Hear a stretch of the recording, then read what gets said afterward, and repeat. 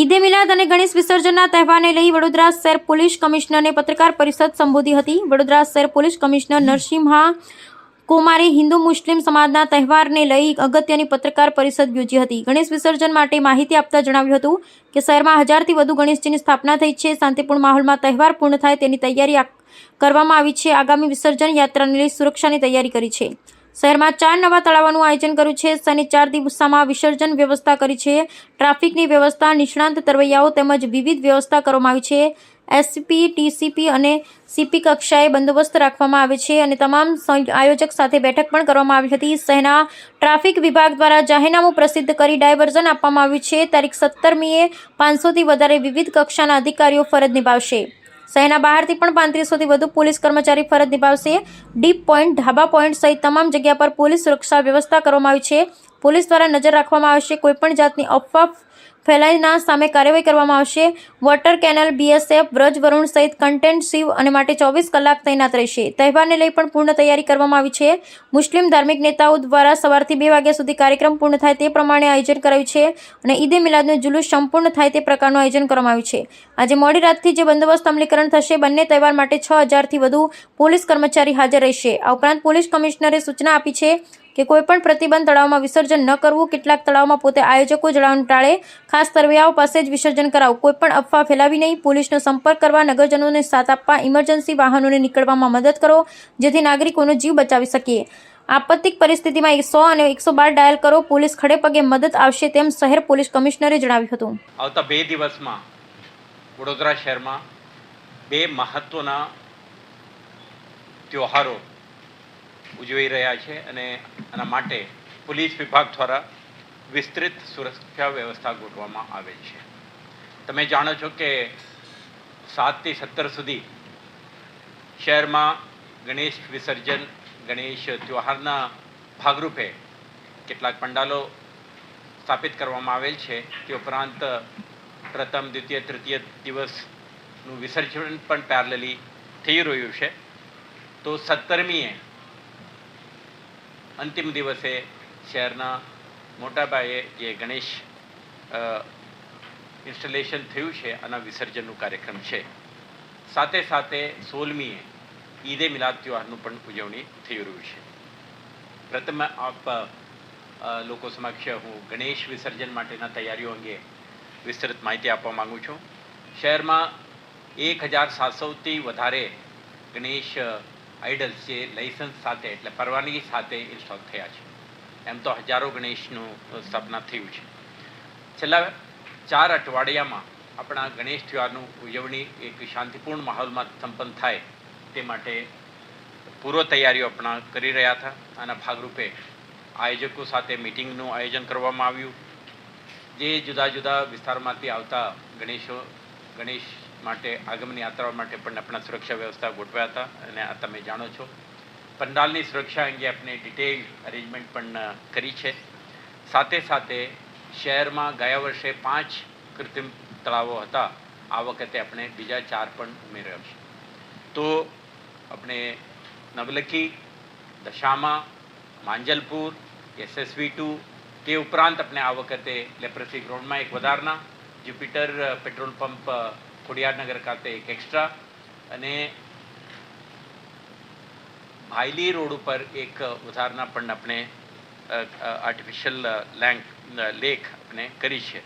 તો આજની તારીખે ઉત્તર, દક્ષિણ, પૂર્વ, પશ્ચિમમાં શહેરના 4 દિશામાં આપણે વિસર્જન કરી શકીએ તે પ્રકારની આયોજન આપણા વિભાગ તરફથી મ્યુનિસિપલ કોર્પોરેશન અને અન્ય સ્ટેક હોલ્ડર સાથે સંકલનમાં રહીને કરવામાં આવેલ છે.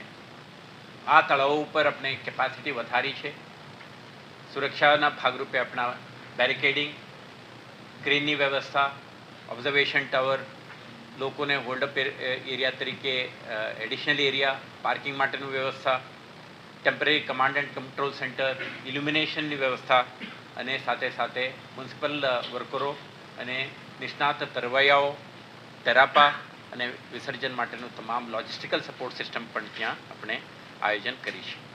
અત્યારે આપણે જ્યારે 17 તારીખની ગણેશ વિસર્જનનું વાત કરીએ તો તમે જાણો છો કે સમગ્ર શહેરમાં તમામ પોલીસ સ્ટેશન જ્યુરિસ્ડિક્શનમાંથી ગણેશો નીકળે છે અને આને ધ્યાને રાખીને દરેક પોલીસ સ્ટેશન એસીપી ડીસીપી અને સીપી કક્ષાએ તબક્કાવાર આપણે શાંતિ સમિતિના બેઠકો, મહોલ્લા સમિતિઓ સાથેના બેઠકો, આયોજકો સાથેના બેઠક અને ત્યાં સ્થળીય જે રહેવાસીઓ છે આમાંથી પ્રતિષ્ઠિત નાગરિકો, સ્ટેક હોલ્ડરો એમને સાથે પણ આપણા સંવાદ અને સતત સંપર્કનું આયોજન કેટલાક દિવસથી આપણે કરી રહ્યા હતા અને આજે આ લગભગ તમામ પોલીસ સ્ટેશન વિસ્તારમાં આ પ્રકારનું આયોજન આપણે કરી છે.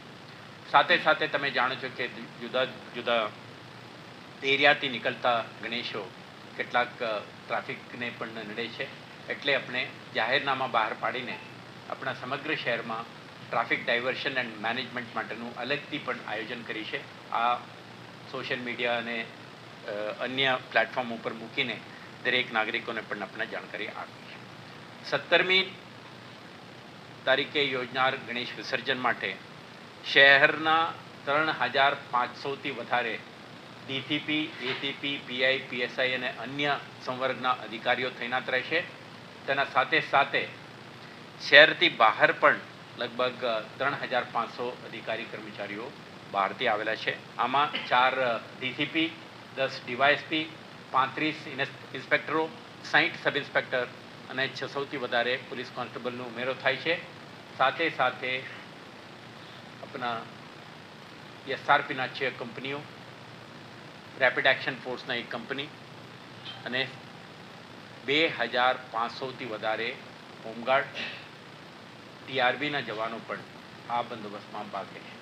એમ તમે જોશો 6500થી વધારે અધિકારી, કર્મચારી અને સેન્ટ્રલ અને સ્ટેટ પેરામિલિટરી ફોર્સના અધિકારીઓ આ માટે તૈનાત રહેશે.